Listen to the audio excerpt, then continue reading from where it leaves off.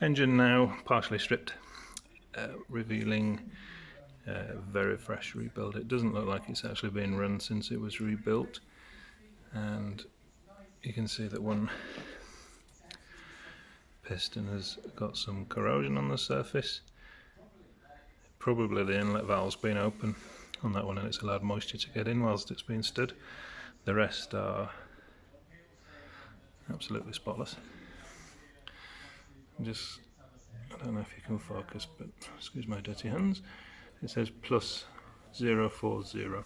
So the engine has been rebored. It's been rebored 40 thousandths larger, 40 thousandths of an inch larger than the original specification, and will have had corresponding new pistons.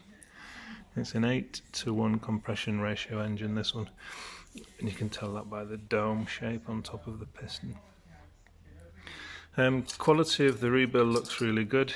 Gaskets new everywhere, studs replaced, bolts replaced everywhere. So far what I've seen is really good. I'm really happy with the condition. It leads me to believe that I probably don't need to strip the bottom of the engine. I'll have a think, just purely because of that moisture there maybe. I'll have a think about whether to take the bottom of the engine out. You see that the engine cosmetically has been finished as well, but it's just suffered corrosion whilst it's been sat in the car.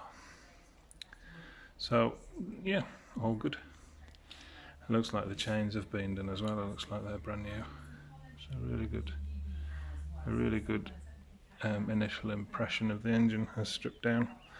Obviously, because it's been rebored, you won't see any lips or marks, and it's got really nice clean hone marks as well. I don't know if you can tell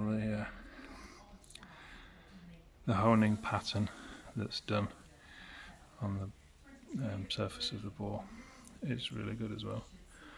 So really good. Happy.